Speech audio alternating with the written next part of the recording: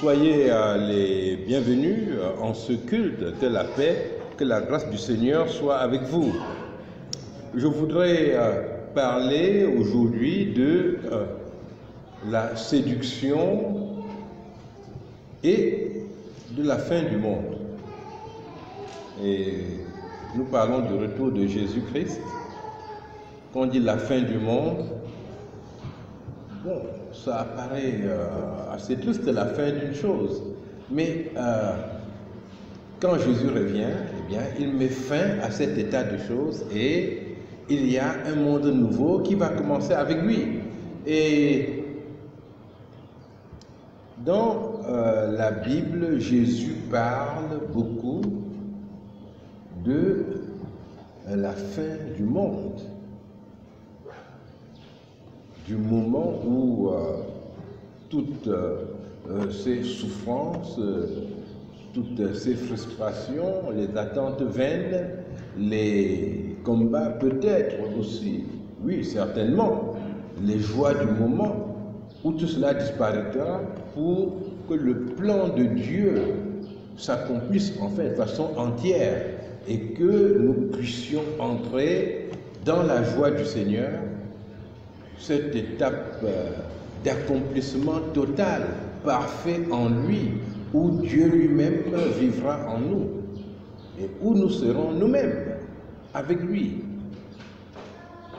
Et dans l'évangile de Matthieu, Jésus parle de la fin, c'est dans chapitre 24, 25, il parle beaucoup de la fin du monde.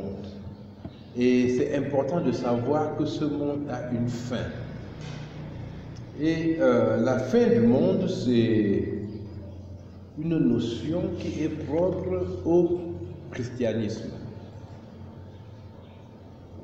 Cela signifie que dans votre religion traditionnelle, il n'y a pas de fin du monde. Ça, il faut le savoir. Dans la religion, dans les religions, dans beaucoup de religions, même chez les Indiens, mais le monde se coule de façon linéaire et le temps continue, le temps gère tout et il n'y a pas de fin. Dans l'islam, il y a une fin du monde. Mais c'est normal. Parce que l'islam est une contrefaçon de la Bible. C'est-à-dire, il y a les histoires de l'Ancien Testament, du Nouveau Testament, qui ont été compilées et qu'on a ensuite transcrites. Et par exemple, Ismaël, qui est l'ancêtre des Arabes, va remplacer Israël, qui est l'ancêtre des Juifs. Abraham va sacrifier Ismaël et non Isaac. Donc, c'est une question très très importante que le Seigneur aborde et donne des avertissements. Disons que nous ne connaissons pas la date de la fin du monde, n'est-ce pas? Le Seigneur dit que personne ne connaît le moment, la fin. C'est une question qui a semblé très importante pour Jésus-Christ. Il a dit au verset 36 du chapitre 24, « Pour ce qui est du jour et de l'heure, personne ne le sait, ni les anges des cieux, ni le Fils, mais le Père seul. » À part la crucifixion de Jésus, où Jésus parle à son Père, et où on voit le Père qui se sépare du Fils, nous n'avons pas d'autres versets ici où le Fils dit ne pas connaître quelque chose que le Père connaît. Nous savons que les deux sont un. Donc c'est une question sur laquelle le Fils de Dieu s'est limité volontairement. Donc chaque fois que vous avez une prédiction de date de fin du monde, vous pouvez être sûr que vous êtes devant une séduction terrible, un très très grand mensonge. Cela peut prendre un aspect très scientifique, ou bien, je veux dire, un aspect très fondé sur la Bible. On peut dire, on a dit qu'Israël va retourner dans son pays et qu'après ce serait une génération, la génération à telle, et puis même si on ne donnait qu'un intervalle, ce serait une erreur, parce que c'est une question sur laquelle le Fils de Dieu n'a pas voulu s'engager. Il faut respecter la parole de Dieu. Nous ne sommes pas appelés à faire des calculs que Jésus-Christ n'a pas pu faire. Et nul ne connaît la date, ni le Père, enfin, ni le Père, non, ni les anges dans les cieux, et ni le Fils lui-même. Donc ce ne sont pas les prophètes qui vont connaître la date, n'est-ce pas? C'est tout à fait exclu. Mais ce chapitre 24 que je vous propose de lire à la maison, ce chapitre 24 nous parle des signes de la fin, c'est-à-dire des choses que nous voyons et nous disons la fin du monde arrive. Et ce sont des signes qui étaient déjà percepus même à l'époque de l'apôtre Paul. On va dire, mais et ces signes-là, on donne ça depuis là, pourquoi? Parce que le Seigneur veut que nous vivions avec l'idée que ce monde va prendre fin. Le Seigneur veut nous rappeler d'une façon permanente le caractère provisoire, temporaire, le caractère éphémère de la vie ici-bas. Le Seigneur veut nous empêcher de nous installer sur la terre comme si c'était un endroit que nous pouvions transformer en paradis. Nous pouvons penser, oui, je vivrai à travers mes enfants, je veux me bâtir une dynastie, mais le Seigneur veut absolument nous rappeler à chacun que nous ne sommes là que pour un temps et qu'il y a quelque chose de plus grand qui arrive. C'est pour cela d'ailleurs que Dieu nous rappelle sans cesse que même si nous sommes devenus le temple du Saint-Esprit, Dieu, même s'il habite en nous, mais Dieu n'est pas emprisonné en nous. Et à aucun moment nous pouvons dire que chaque fois que nous ouvrirons la bouche, ce sera Dieu qui parlera. Non, Dieu ne se laisse pas enfermer par l'homme. C'est pour cela que la Bible dit qu'au commencement était la parole était Dieu. Dieu a existé sans qu'il y ait un homme. Et aujourd'hui encore, nous devons nous approcher de lui pour connaître sa parole, savoir ce qu'il dit et parler selon sa parole et non point parler selon notre imagination comme beaucoup de personnes le font, ou bien parler sous l'inspiration de puissances négatives, d'esprits méchants qui veulent conduire le monde à se tromper, des esprits séducteurs. Je disais que Dieu nous rappelle toujours qu'il est Dieu. Il ne fait pas tout ce que nous demandons parce qu'il a des projets meilleurs dans ses plans. Que ce n'est pas seulement la fin du monde qui nous place devant le Seigneur, mais notre vie peut nous être enlevée n'importe quand. Le Seigneur dit que les terres d'un homme riche avaient beaucoup rapporté et cet homme-là s'est dit « Ah mon âme, ça c'est bien, mange et bois maintenant ». Et Dieu lui a dit « Insensé, cette nuit même, ton âme te sera redemandée ». Donc, nous pouvons avoir notre fin du monde à n'importe quel instant. C'est pour cela qu'il faut être prêt. Maintenant, les signes de la fin qui sont énumérés, enfin, qui sont présentés, dans l'évangile de Matthieu et qui sont aussi présentés dans l'Apocalypse, c'est qu'il y aura des faux Christ, des gens qui disent « Je suis Jésus-Christ ». Vous avez entendu parler de ça? Ils disent « Je suis Jésus-Christ ». On croit que c'est une histoire et puis on se met à rire, mais on montre des vidéos. Oui, voilà, Jésus est arrivé au Kenya. On voit Jésus, mais c'est un blanc, un anglais ou un américain qui est là-bas au Kenya, et puis il est Jésus, et puis il est suivi par beaucoup de gens. On regarde, on se dit non, non, non, c'est ainsi que quelque part on va voir que c'est du théâtre. Non. Ils voyagent, ils sont tranquilles, et puis pour eux c'est Jésus. Pas pour toute la population, n'est-ce pas? Les Kenyans n'apprécieraient pas que nous le présentions comme ça. Il dit, on va parler de guerre et de bruit de guerre. Il parle aussi de persécution. Et les persécutions sont l'un des signes de la fin. Aussi, parce que, enfin, si nous regardons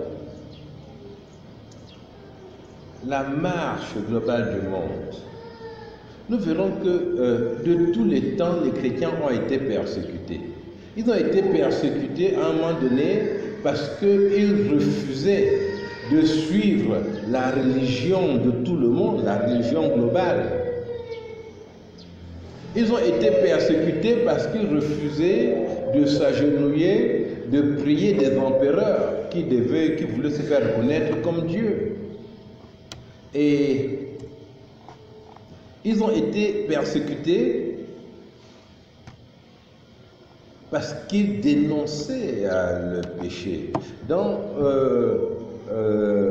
l'Antiquité, enfin, mais plus proche de nous, les chrétiens véritables étaient persécutés parce qu'ils voulaient servir Jésus-Christ. Ils étaient persécutés par les faux chrétiens.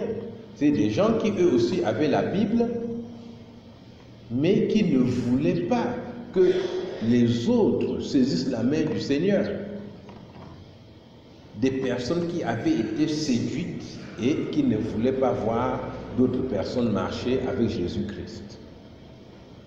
Et aujourd'hui, nous voyons se mettre en place un autre dispositif de persécution qui sera même basé sur des lois dans des pays dits démocratiques.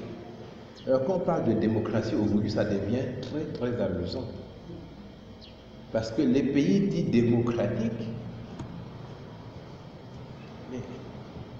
ont un comportement dans le monde qui ressemble à la pire des dictatures.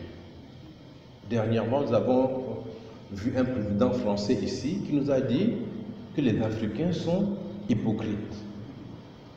Il dit que nous sommes hypocrites parce que nous saluons des Russes, alors que lui, il a saisi les biens des Russes là-bas dans son pays, il a gelé les avoirs de la Russie, et maintenant, si quelqu'un salue le Russe, il le salue aussi, c'est qu'il est hypocrite. C'est là que j'ai vu qu'il y avait une autre définition en français du terme hypocrite. Je ne savais pas que c'était cela l'hypocrisie. De saluer quelqu'un et de saluer son adversaire. Mais enfin, c'est un mariage difficile, On ne peut plus saluer personne. Incroyable. La démocratie aujourd'hui, ça consiste à financer des guerres partout, à soutenir le terrorisme, à détruire d'autres peuples. Donc, ces pays-là ont des lois, pour la plupart de ces pays, qui vont empêcher de servir Dieu. Dans les églises européennes, pour la plupart, vous ne pouvez pas vous lever et condamner de façon ouverte l'homosexualité. Sinon, la semaine d'après, on va vous arrêter.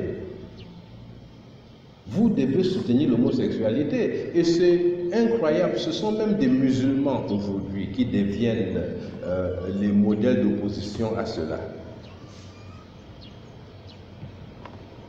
Une équipe de football a décidé qu'ils allaient porter le drapeau des homosexuels. Là-dedans, il y a un musulman qui dit non, je ne veux pas.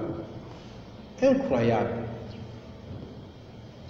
Mais on dit qu'il y a beaucoup de chrétiens, mais je crois qu'il y a très peu de vrais chrétiens, n'est-ce pas? Parce que les autres, ils ont tous pris ce drapeau-là sur eux, ils étaient contents, tranquilles, mais le musulman a dit non.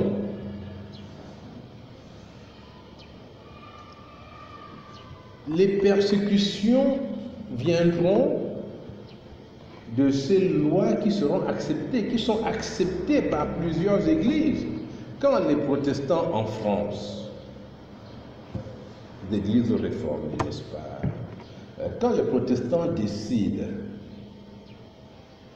de marier 2 hommes, par exemple, ben, c'est un tournant très très important parce que ce qui était décidé par les non-croyants, et ils se disaient que bon, est-ce que c'est vraiment moral? Mais bien quand l'Église s'en mêle, cela donne la caution spirituelle. Mais alors, si vous refusez de célébrer le mariage entre 2 hommes, aujourd'hui, si un pasteur refuse, on ne fait rien, n'est-ce pas? Mais dans 10 ans, ça va changer. Celui qui va refuser sera chassé, ou peut-être même emprisonné. Vous ne me croyez pas, mais je vous dis la vérité. Vous connaissez l'histoire du boulanger américain, n'est-ce pas? Un pâtissier faisait de très beaux gâteaux, faisait des gâteaux de mariage. Et les gens étaient contents de faire des gâteaux chez lui. Et de dire, ah, j'ai pris mon gâteau chez tel, dans sa petite ville. Alors il y a des homosexuels qui sont venus lui dire, fais-nous un gâteau de mariage. Il était très content. Ils lui ont dit, ah, nous, ces 2 hommes, tu vas décorer avec un homme et un homme. On ne veut pas que tu mettes un homme et une femme seule. Il a dit jamais, jamais de la vie. Il a refusé de faire le gâteau. Il a été condamné devant les tribunaux américains. Et condamné, ce n'est pas à payer 1000 francs, hein, ce n'est pas à payer 1 million de francs d'ici. Là-bas, les condamnations pour des cas comme ça sont des condamnations qui emportent tout ce que tu as. Heureusement pour lui, il y a eu de nouveaux juges qui ont été nommés à la Cour suprême des États-Unis. Et finalement, il a eu la vie sauve. Mais il allait être... Donc, dites-vous que de servir le Seigneur va vous conduire forcément à la persécution dans le monde qui arrive. Ce sont des événements de la fin. Un autre signe qui est donné, c'est la faiblesse du témoignage chrétien, c'est-à-dire la charité du plus grand nombre va se refroidir devant les difficultés pour vivre. Le témoignage chrétien va s'affaiblir et il y aura peu de gens qui vont continuer à marcher avec le Seigneur. Exemple, les histoires de le footballeur, n'est-ce pas, où il n'y a pas eu de chrétiens là-bas qui ont dit ce qu'on a décidé pour le football là c'était mauvais et qu'ils portent le drapeau des homosexuels. Non. Très peu d'églises ont dit quelque chose. Et enfin, la séduction. Et la séduction, c'est quoi? La séduction, c'est prendre quelque chose qui ne vaut rien, quelque chose qui est plutôt négatif pour ce qu'on cherche en réalité. La séduction, c'est avant prendre un bijou qui est doré pour de l'or. Je voudrais acheter, mettons, une chaîne en or. Il y a des gens comme ça qui aiment bien les chaînes et puis ils aiment que leur chaîne brille, n'est-ce pas? Et puis, ils veulent une chaîne en or. Et on lui propose une chaîne, ça brille, et il se rend compte que simplement c'est doré, mais ce n'est pas de l'or. Il a été séduit. Donc, celui qui est séduit, il prend un mirage, quelque chose qui n'est pas ce qu'il veut pour la réalité, pour ce qu'il recherche. Et la séduction spirituelle, dans la séduction spirituelle, on abandonne Dieu qu'on croit servir, on pense qu'on est avec lui, alors qu'on est en train de s'éloigner loin de lui. Je vais vous donner 3 domaines de séduction.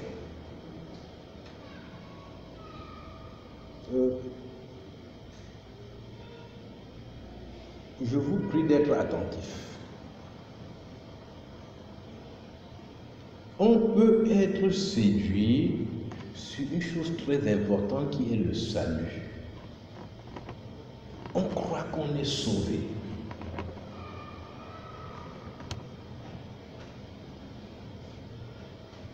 On est certain qu'on est sauvé alors qu'on ne l'est pas.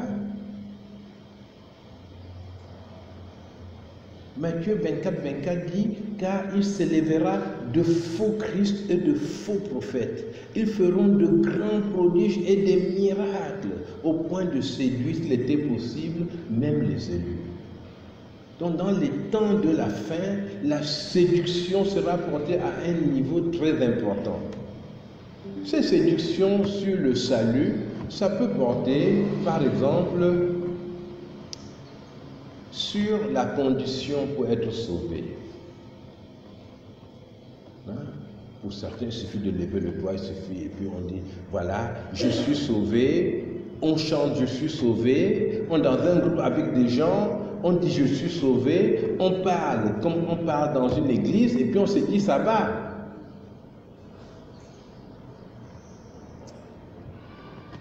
C'est un phénomène qui est plutôt très courant ici chez nous en Afrique.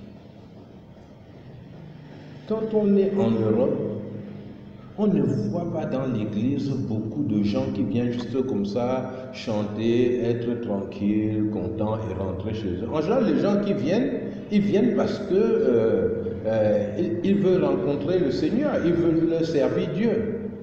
Enfin, je veux dire pour la plupart, la proportion est plus grande chez nous. J'y ai réfléchi. Et c'est pourquoi. C'est que chez nous, voyez-vous, nous avons déjà une religion traditionnelle, ce que les Blancs n'ont pas. Hein? Beaucoup de Blancs n'ont pas de religion. Sinon, on ne prêche pas l'évangile, ils vivent comme ça. Hein? Pour nous, ils vivent comme un animal, n'est-ce pas? Hein? Comment un homme peut ne pas avoir de religion? C'est incroyable. Il y en a même qui se déclarent athées. Hein, pour eux, c'est-à-dire Dieu n'existe pas pour cela. Mais je parle ici de nous-mêmes. Donc, nous avons nos religions traditionnelles. Et dans nos religions traditionnelles, en réalité, Dieu est un Dieu extrêmement compréhensif. Ça, je ne sais pas si vous avez déjà regardé. Parce que quand vous prêchez l'évangile à quelqu'un, vous dites qu'il ne faut plus voler, mentir, ceci, cela, et vous voyez qu'il fuit. Mais il dit qu'il aime Dieu. Mais c'est parce que pour lui, Dieu est un Dieu compréhensif. Dans la religion traditionnelle, il n'y a pas de culte. Hein. Dans la religion babylonique, par exemple, vous ne vous retrouvez pas chaque semaine quelque part. Alors que ici, c'est comment? Mardi, c'est quelle réunion? Étude biblique. Jeudi, c'est réunion de prière. Hier samedi, c'était quoi? Prière encore. Dimanche, c'est le culte, on est là. Il n'y a rien de cela dans la religion traditionnelle. Je pense parfois à Dieu Je le remercie quand quelque chose de bon m'arrive. Quand j'ouvre une bouteille de whisky, je verse une partie, c'est un sacrifice à Dieu. Et il est content. Et chaque année, je vais au village, et ça c'est le grand moment, n'est-ce pas, où je me présente devant Dieu avec ma famille, avec les autres, et c'est dans un culte familial. C'est-à-dire que M. Tchana Konchou et moi, qui sommes des amis à Yaoundé, quand nous arrivons au village, mais il n'a pas le droit, il ne vient pas dans mon culte à moi, c'est impossible. Il est là dans son groupe et Dieu nous connaît famille par famille. Dieu ne connaît pas deux familles à la fois. Non, non, non, il n'aime pas, il n'aime pas. Chacun s'écarte parce que entre Dieu et moi, il y a nos ancêtres et ce sont les ancêtres qui sont les intermédiaires avec lui. Donc, si j'ai péché, j'offre un sacrifice à cette occasion. Ça ne coûte pas très cher. Va être une chèvre, des choses comme ça. Et puis c'est fini. Avec de l'huile. Vous ne trouvez pas que c'est une bonne religion? Dites-moi la vérité. Et je rentre, je suis content, c'est fini. J'ai servi Dieu. Comparez cela maintenant à ce que l'on propose dans le christianisme. Donc, beaucoup de gens viennent à Jésus et ils se disent que c'est quelque chose de simple, de superficiel, et j'ai accepté Jésus comme j'ai vécu aussi dans ma religion traditionnelle, et ils se trompent. Et ça, c'est une séduction de ne pas comprendre l'existence. C'est pour cela que les gens qui suivaient Jésus, des grandes foules qui étaient derrière lui, mais Jésus s'est retourné vers ces gens et qu'est-ce qu'il a dit? En vérité, je vous dis, si quelqu'un parmi vous là, s'il ne me préfère pas à son père, à sa mère, à sa femme, à tout le monde, s'il ne me préfère pas moi, alors il ne peut pas être mon disciple.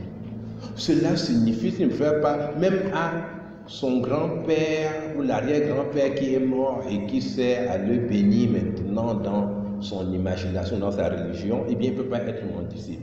Jésus dit, je dois être votre tout. Et les Juifs qui étaient très nombreux derrière lui, Jésus leur dit, si quelqu'un ne mange pas ma chair et s'il ne boit pas mon sang, il ne peut pas être mon disciple. Ah, ça c'est affreux. Et ceux qui étaient disposés à marcher avec lui s'approchent de lui pour demander qu'est-ce que cela signifie. Enseigne-nous. Mais ceux qui sont à la recherche de la facilité, eh bien, ils vont se laisser éloigner par ces paroles-là et ils vont quitter Jésus. Donc, une des séductions, c'est que nous mettions à penser que ce que nous vivons, eh bien, que cela suffit. Il suffit simplement là d'avoir dit oui à Dieu. Une deuxième séduction qui est fréquente parmi les croyants, c'est de penser que Dieu est emprisonné en moi et que je n'ai pas besoin de la parole de Dieu. Il y a une séduction qui est liée à la connaissance. Et beaucoup de chrétiens ne voient pas la nécessité de connaître la parole de Dieu. Mais tu as besoin absolument d'apprendre la parole de Dieu et de la garder dans ton cœur. Parce qu'il y a des choses qui se sont passées dans la Bible et que tu ne connaîtras jamais si tu ne les apprends pas. Comme je l'ai dit déjà tout à l'heure, Dieu vit en nous, mais Dieu est un Dieu qui se révèle et qui se révèle dans les Saintes Écritures. Donc, je parle de la séduction sur la parole de Dieu.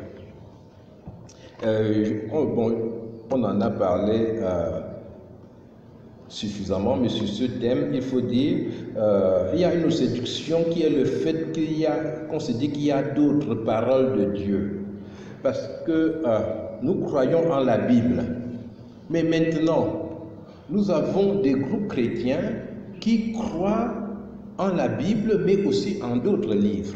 Par exemple, les catholiques croient en la Bible, mais ils croient aussi aux écrits des papes. Certains écrits à qui donnent des noms particuliers. Et la Bible n'est pas supérieure à ces écrits-là. Ils ont tous la même valeur. Ce qui fait que les contradictions entre les écrits des hommes et la Bible les conduisent forcément à se tromper. C'est pour cela qu'ils vont s'agenouiller devant des statues et dire on ne l'a pas adoré, on a juste prié, mais ce sont des séductions qui viennent du fait qu'ils pensent qu'il y a d'autres paroles de Dieu. Ou bien certaines personnes parmi nous qui sont un peu traditionnalistes, et puis il y a quelqu'un dans le village qui dit « Ah, Dieu s'est révélé à moi » et qui se met à parler de Dieu, surtout s'il ajoute « Il faut aller à l'église », n'est-ce pas? Parce que quand on dit « Il faut aller à l'église », ça change tout. Et donc, s'il y a de l'eau qui distribue, on s'en va aussi en chercher en disant « Oui, l'eau, ça vient de Dieu, c'est Dieu qui nous parle. » Alors, il faut s'attacher à la parole de Dieu que Dieu a écrite afin qu'elle demeure. Et nous ne pouvons rien y ajouter. La troisième séduction, c'est la séduction sur la puissance de Dieu. Dieu est puissant et nous ne devons pas être trompés à ce sujet-là. Dieu est puissant, Dieu nous aime et beaucoup de personnes sont séduites aujourd'hui parce qu'il y a des enseignants de la Bible, des apôtres, des prophètes qui leur racontent des histoires où on a des matchs entre Dieu et le diable et on ne sait pas qui va gagner. Et dans ce match-là, il donne l'impression que l'homme doit intervenir pour aider Dieu à gagner. C'est-à-dire, c'est comme si Dieu est ton père, voilà que le diable entre dans la maison et il lutte avec papa. Qu'est-ce que toi tu dois faire? Alors ils disent tu dois chercher une bouteille et la taper sur la tête du diable, et il va lâcher papa et papa va gagner. Mais Dieu n'a pas besoin de ça. Notre Dieu est un Dieu tout-puissant. On doit s'en convaincre. Cela fait que beaucoup de personnes qui se sentent poursuivis par l'ennemi, des gens qui vivent des choses qui leur semblent anormales. Ils ont des songes qui leur semblent bizarres. Ils ont des expériences de la vie ils sont couchés, ils se sentent paralysés, ils sont visités la nuit par des puissances. C'est leur conviction. Eh bien, ces gens parfois cherchent des moyens de délivrance alors qu'ils sont des enfants de Dieu. Ils cherchent des moyens de délivrance qui sont des moyens purement techniques. Voilà comment on va faire. Tu prends un oignon, tu coupes en deux, tu verses du sel dessus. Maintenant tu prends l'ail et tu ajoutes un piment. Quand vous lisez, parfois vous dites mais c'est une recette de cuisine ça, non? À quoi on va aboutir là finalement? Et puis on plonge tout cela dans l'eau et on prend de l'huile qu'on met sur les fenêtres. Ça va empêcher à l'esprit de passer. Et Ce sont des enfants de Dieu qui vivent cela. Et ils sont séduits parce que ces choses-là empêchent que le Seigneur puisse intervenir dans votre vie. C'est-à-dire, si vous avez chez vous une bouteille d'eau qui est censée vous guérir ou vous aider, eh bien, cette bouteille d'eau empêche que le Seigneur agisse librement dans votre vie. Le diable utilise cette bouteille d'eau ou cette bouteille d'huile bénite ou d'onction. Le diable l'utilise pour détruire votre vie. Parce que cette bouteille ou cette bouteille d'huile est la preuve que vous ne faites pas confiance en Dieu. Vous pensez que Dieu doit être servi avec ces objets-là, alors que Jésus-Christ est venu parmi les hommes. Dieu s'est incarné. Il est venu vivre l'expérience humaine avec nous. Ce n'est plus le Dieu lointain. C'est le Dieu qui est avec toi dans ton cœur, qui t'accompagne, qui te tient par la main.